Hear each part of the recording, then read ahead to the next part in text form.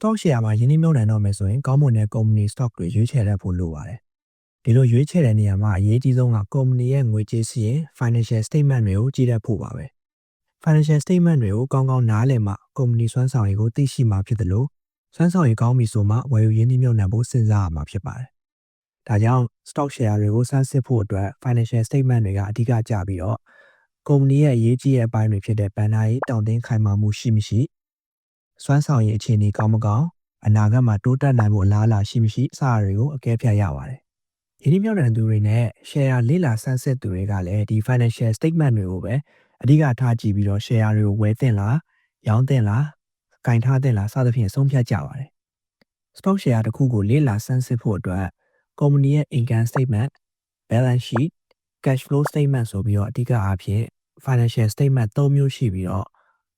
သူတို့၃မျိုးကလည်းတစ်ခုနဲ့တစ်ခုဆက်ဆက်နေပါတယ်။ဒီ financial statement ၃မျိုးမှာပါတဲ့အချက်အလက်တွေကိုအသုံးပြုပြီး company ရဲ့စွမ်းဆောင်ရည်ကိုထင်သာမြင်သာရှိစေဖို့သင်္ချာနည်းအရတွက်ချက်ထားတဲ့ ratio and metric တွေလည်းရှိပါသေးတယ်။အဲ့ဒီ ratio and metric တွေကိုကြည့်ပြီးတော့ company ရဲ့စွမ်းဆောင်ရည်ဘယ်လိုအနေအထားရှိလဲဆိုတာသိနိုင်ပါတယ်။မင်္ဂလာပါ Invest IQ Central ကနေကြိုဆိုပါတယ်။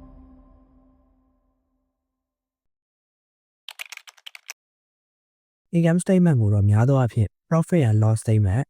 အရှုံးမြတ်စီးရင်ဆိုပြီးတော့သိကြတယ်။သူ့ထဲမှာပါတဲ့အချက်လက်တွေကကုမ္ပဏီရဲ့ဝင်ငွေအသုံးစရိတ်တွေနဲ့အမြတ်ငွေတွေဖြစ်ပြီးတော့3လတစ်ဖြတ်စီးရင်ဒါမှမဟုတ်တစ်နှစ်စာစီးရင်ဆိုပြီးတော့ကြည့်လို့ရပါတယ်။ဒီစီးရင်ထဲမှာပါတဲ့အရေးကြီးတဲ့အချက်လက်တွေက revenue သူကတော့ကုမ္ပဏီရဲ့ဝင်ငွေဖြစ်တယ်။ကုမ္ပဏီရဲ့ရောင်းအားကနေလာတဲ့ဝင်ငွေစုစုပေါင်းပေါ်ပြတာဖြစ်ပါတယ်။ cost of goods ဆိုသူ့ကို COGS လို့အတူကောက်ခေါ်ကြတယ်။ကုမ္ပဏီကရောင်းလိုက်တဲ့ကုန်ပစ္စည်းတွေကိုထုတ်လုပ်ဖို့အတွက်ကုန်ကျငွေဖြစ်ပါတယ်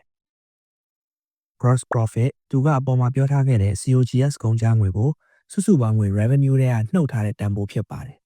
။ operating expenses သူကကုမ္ပဏီ level ဖို့အတွက်သုံးရတဲ့အသုံးစရိတ်တွေဖြစ်ပါတယ်။ဥပမာလစာငွေတွေရေမီတာကနေရာငှားကအစသဖြင့်ရှိတယ်။ operating income သူကအပေါ်မှာပြောခဲ့တဲ့ gross profit ထဲကမှကုမ္ပဏီလက်ပတ်စရိတ်တွေကိုထပ်နှုတ်လို့ရလာတဲ့တန်ဖိုးဖြစ်ပါတယ်။ income before taxes ဆိုတာကအခွန်ငွေတွေမပေးရခင်အတိုးနှုန်းနဲ့အခြားကုန်ကျစရိတ်တွေကို operating income တွေကနေနှုတ်ထားတဲ့တန်ဖိုးဖြစ်ပါတယ်။အကယ်၍ဒီနေရာမှာကုမ္ပဏီအနေနဲ့ကယင်းနှိမ့်မြုပ်နှံမှုငွေတွေစီကနေအကျိုးမြတ်ရတယ်ဆိုရင် operating income တွေကိုထည့်ပေါင်းပေးရမှာဖြစ်ပြီးတော့ပေးရတဲ့ကုန်ကျစရိတ်ဥပမာငွေချေးထားလို့ပေးရတဲ့အတိုးနှုန်းဆိုရင်တော့နှုတ်ပေးရမှာဖြစ်ပါတယ်။ net income မှာတော့ကုမ္ပဏီကပေးရတဲ့အခွန်ငွေစုစုပေါင်းကို income before taxes ထဲကနေနှုတ်ပြီးတော့ကုမ္ပဏီမှာနောက်ဆုံးကျန်ရှိနေတဲ့အသက်ဝင်ငွေပဲဖြစ်ပါတယ်။အဲ့တော့ဒါကိုကြည့်ချင်းအဖြစ် income statement မှာကုမ္ပဏီဝင်ငွေစုစုပေါင်းတွေကနေကုန်ကျစရိတ်တွေကိုဖြည်းဖြည်းချင်းနှုတ်သွားပြီးနောက်ဆုံးမှာကျန်မဲ့အသက်ဝင်ငွေကိုရရှိရပဲဖြစ်ပါတယ်။ကုမ္ပဏီကရောင်းအားအရန်ကောင်းလို့စုစုပေါင်းဝင်ငွေအနေနဲ့ကများပေမဲ့ကုန်ကျစရိတ်တွေများလို့နောက်ဆုံးအသက်ဝင်ငွေမှာနည်းနေရင်လည်းမကောင်းပါဘူး။ကုန်ကျစရိတ်တွေကလည်းသူ့အနေနဲ့သူအကျိုးကြောင့်စီလျော်နေဖို့လိုပါတယ်။ income statement နဲ့ပတ်သက်ပြီးအရေးကြီးတဲ့ ratio တွေက gross margin, operating margin နဲ့ net margin တို့ပဲဖြစ်ပါတယ်။ဒီ ratio တွေအကြောင်းကိုတော့နောက်ဗီဒီယိုတွေမှာဆက်ပြီးတော့ပြပေးသွားပါမယ်။ balance sheet မှာတော့ကုမ္ပဏီရဲ့လက်ရှိငွေရေးကြေးရေးအခြေအနေကိုထင်ရှားစွာမြင်နိုင်ပါတယ်။သူကကုမ္ပဏီမှာပိုင်ဆိုင်မှုဘယ်လောက်ရှိတယ်၊ကုမ္ပဏီကပေးရမယ့်အကျွေးတွေဘယ်လောက်ရှိတယ်စသဖြင့်အပေါ်ကလို့3လတစ်ဖြတ်ဒါမှမဟုတ်တစ်နှစ်စာကြည့်လို့ရပါတယ်။ balance sheet ကိုအဓိကအားဖြင့် assets, liability နဲ့ shareholder equity ဆိုပြီးတော့အပိုင်း၃ပိုင်းဖွဲ့စည်းထားပြီး shareholder equity နဲ့ liability တွေအားလုံးပေါင်းခြင်းက assets နဲ့တွားပြီးတော့ညီမျှရပါမယ်။ assets ဆိုတာကကုမ္ပဏီရဲ့ပိုင်ဆိုင်မှုတွေဖြစ်ပြီးလက်ရှိပိုင်ဆိုင်မှုတွေ current assets နဲ့တခြားပိုင်ဆိုင်မှုတွေ non current assets ဆိုပြီးတော့ရှိတယ်။ current assets တွေအနေနဲ့ကကုမ္ပဏီမှာရှိနေတဲ့ငွေသားရရရှိတဲ့ငွေတွေကုန်စည်ပစ္စည်းတွေငွေပေါ်ဖို့လွယ်တဲ့ပစ္စည်းတွေအကုန်ပါဝင်ပါတယ်။ဒါတွေကိုအကုန်ပေါင်းလိုက်ရင်တော့ total current assets ဆိုပြီးတော့ရလာမှာဖြစ်ပါတယ်။ non current assets မှာတော့ကုမ္ပဏီရဲ့မြေနေရာပိုင်ဆိုင်မှုတွေစက်ရုံတွေတခြားသောရေရှည်ရင်းနှီးမြှုပ်နှံမှုတွေအစရှိတဲ့လက်ရှိငွေပေါ်ဖို့မလွယ်တဲ့ပစ္စည်းတွေပါဝင်ပါတယ်။ဒါတွေအကုန်ပေါင်းပြီးတော့ရလာတဲ့တန်ဖိုးနဲ့စောစောက total current assets နဲ့ပေါင်းရင် total assets ရပါတယ်။ဒါကကုမ္ပဏီရဲ့စုစုပေါင်းပိုင်ဆိုင်မှုပဲဖြစ်ပါတယ်။ liabilities ကတော့ assets နဲ့ပြောင်းပြန်လို့ပြောရမှာပါ။ကုမ္ပဏီကပေးရမယ့်အရာတွေအကုန်လုံးကို liabilities လို့ခေါ်ပါတယ်။ဒီထဲမှာလည်းလက်ရှိပေးရန်ရှိရာတွေ current liabilities နဲ့ ရေရှည်မှာပေးရန်ရှိတာတွေlong term liability ဆိုပြီးတော့ရှိပါတယ် current liabilities မှာလက်တလောပေးစရာရှိတဲ့ငွေတွေအချိန်တိုအတွင်းပေးရမယ့်အကျွေးတွေစသဖြင့်ရေတိုကာလအတွက်ပေးစရာရှိတာတွေအကုန်ပါဝင်ပါတယ်ဒါတွေအကုန်ပေါင်းရင် total current liability ဆိုပြီးတော့ရလာပါတယ် long term liabilities မှာလည်းအတူတူပါပဲရေရှည်အတွက်ယူထားတဲ့အကျွေးတွေနဲ့တခြားရေရှည်မှာပေးစရာရှိတဲ့ဟာတွေအကုန်ပါဝင်ပါတယ်အဲ့ဒါတွေအကုန်ပေါင်းလိုက်ရင်တော့စုစုပေါင်းပေးရန်ရှိစေရင် total liabilities ရလာပါတယ် shareholders equity ကအပေါ်မှာပြောခဲ့တဲ့ညီမျှခြင်းတွေအတိုင်းပဲ assets တွေထဲကနေ liabilities ကိုနှုတ်မယ်ဆိုရင် share ရှင်တွေရဲ့ပိုင်ဆိုင်မှုတန်ဖိုးဆိုပြီးတော့ရလာပါတယ်ပိုင်ဆိုင်မှုအားလုံးတွေကနေပေးစရာရှိတဲ့စုစုပေါင်းတန်ဖိုးကိုနှုတ်လိုက်ရင် share ရှင်တွေရဲ့ပိုင်ဆိုင်မှုတန်ဖိုးကိုရလာပါတယ်ဒီထဲမှာတော့ share တန်ဖိုးတွေနဲ့တခြားသောငွေတွေပါရှိပါတယ်ဒီတော့ equation မှာပြထားသလို shareholders equity ဆိုတာကကုမ္ပဏီရဲ့ပိုင်ဆိုင်မှုတွေထဲကနေပေးစရာရှိတဲ့ကြွေးမြီးတွေကိုနှုတ်ထားတာဖြစ်တဲ့အတွက်အကယ်၍ကုမ္ပဏီကအကျွေးရမ်းများနေရင်တော့ shareholders equity တန်ဖိုးနည်းလာမှာဖြစ်လို့မကောင်းတဲ့လက္ခဏာဖြစ်ပါတယ် balance sheet မှာအရေးကြီးတဲ့ ratios တွေကတော့ current ratio, debt to equity ratio နဲ့ return on equity ဖြစ်ပါတယ်ဒီ ratio တွေကိုလည်းနောက်ဗီဒီယိုတွေမှာဆက်လက်ပြောပြပေးသွားပါမယ်အဲ့တော့နောက်ဆုံး statement တစ်ခုဖြစ်တဲ့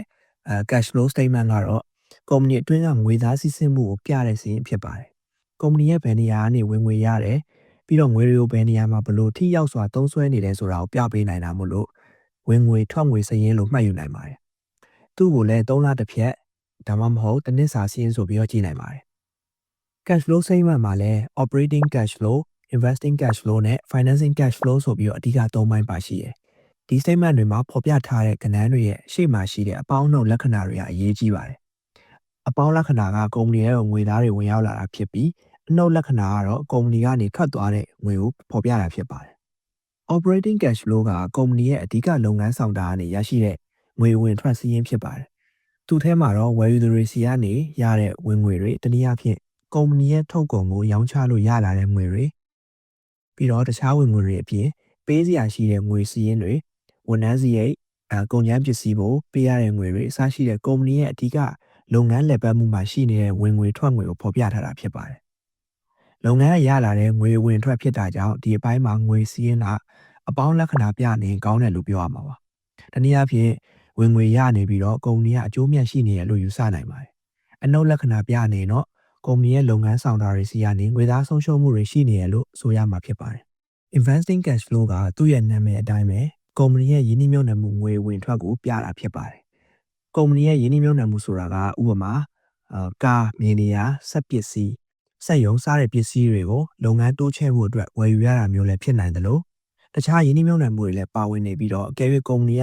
အဲ့ဒီပစ္စည်းတွေနဲ့ယင်းနှိမ့်ညွတ်မှုတွေကိုပြန်လည်ရောင်းချတဲ့အခါမှာလည်းငွေအဝင်စည်းရင်းနေနဲ့ရှိနေမှာဖြစ်ပါတယ်ကုမ္ပဏီကငွေပုံငွေရှန်တွေကိုဒီအတိုင်းမထားဘဲနဲ့လုပ်ငန်းထဲမှာပဲဖြစ်ဖြစ်တခြားနေရာမှာပဲဖြစ်ဖြစ်ယင်းနှိမ့်ညွတ်မှုလောက်တာဖြစ်တဲ့အတွက်ဒီငွေဝင်ထွက်စည်းရင်းမှာတော့အနှုတ်လက္ခဏာပြနေတာကောင်းတယ်လို့ဆိုနိုင်ပါတယ်တနည်းအားဖြင့်ငွေတွေကိုကုမ္ပဏီတိုးတက်ဖို့အတွက်ပြန်လည်ရင်းနှီးမြှုပ်နှံနေရလို့ယူဆနိုင်ပါတယ်အပေါင်းလက္ခဏာပြနေတော့ကုမ္ပဏီကနေအကြောင်းမျိုးကြောင့်သူ့ရဲ့ရင်းနှီးမြှုပ်နှံမှုတွေကိုရောင်းချနေတယ်လို့ဆိုရမှာဖြစ်ပါတယ် financing cash flow မှာတော့ကုမ္ပဏီရဲ့ဘဏ္ဍာရေးစီမံခန့်ခွဲမှုတွေကိုမြင်ရမှာဖြစ်ပါတယ်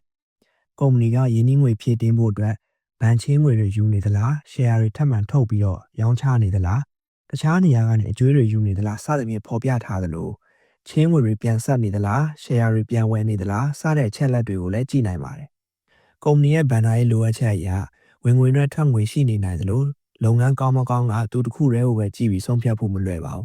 operating cash flow နဲ့ investing cash flow တွေတွဲပြီးတော့ကြည့်ရမှာဖြစ်ပါတယ်ဥပမာအားဖြင့်ကုမ္ပဏီမှာဝင်ငွေကောင်းနေလျက်နဲ့ချင်းငွေတွေအများကြီးထုတ်နေတာမျိုးဒါမှမဟုတ် share တွေအများကြီးထုတ်ရောင်းနေတာမျိုးဆိုရင်တော့ကုမ္ပဏီအနေနဲ့ဘယ်နေရာမှာချိုးရင်းချက်ရှိနေတယ်လဲဆိုတာကိုစစ်ဆေးကြည့်ရမှာဖြစ်ပါတယ်ပုံမှန်ဝင်ငွေကောင်းတဲ့ကုမ္ပဏီတွေကအကျွေးတွေပုံမှန်ပြန်ဆက်နိုင်တယ်လို့ထုတ်ပြီးသား share တွေကိုလည်းရန်ဖန်ရန်ခါပြန်ပြီးတော့ဝယ်လေးရှိပါတယ် cash flow statement မှာအဓိကထားကြည့်ရမယ့် metric တွေအနေနဲ့က operating cash flow, cash flow from investing, cash flow from financing နဲ့ free cash flow တို့ဖြစ်ပါတယ်ဒီအကြောင်းတွေကိုလည်းနောက်ဗီဒီယိုတွေမှာဆက်လက်ပြောပြပေးသွားပါမယ်ဒီ statement တွေမှာဖော်ပြထားတဲ့အချက်လက်တွေကိုကောင်းကောင်းနားလည်ပြီးတေချာကြည့်ရှုစစ်ဆေးနိုင်မယ်ဆိုလို့ရှိရင်ကုမ္ပဏီတစ်ခုကောင်းမကောင်းကိုသိနိုင်မှာဖြစ်ပါတယ် stock ရင်းနှီးမြှုပ်နှံမှုလုပ်ချင်ပေမဲ့ဒီလိုငွေကြေးချက်လက်တွေကိုမကြည့်နိုင်ဘူးဆိုရင်တော့ကုမ္ပဏီကောင်းကိုရှာဖွေရွေးချယ်ဖို့ကကိုယ်အတွက်ခက်ခဲနေပါလိမ့်မယ် နောက်ဗီဒီယိုတွေမှာဒီ financial statement တွေကိုတစ်ခုချင်းစီဥပမာတွေနဲ့အတူပြသွားပေးပါမယ်အရေးကြီးတဲ့ financial ratio တွေနဲ့ metric တွေကိုလည်းဘယ်လိုစီစစ်ရမလဲဆိုတာကိုပြောပြပေးသွားမှာဖြစ်ပါတယ်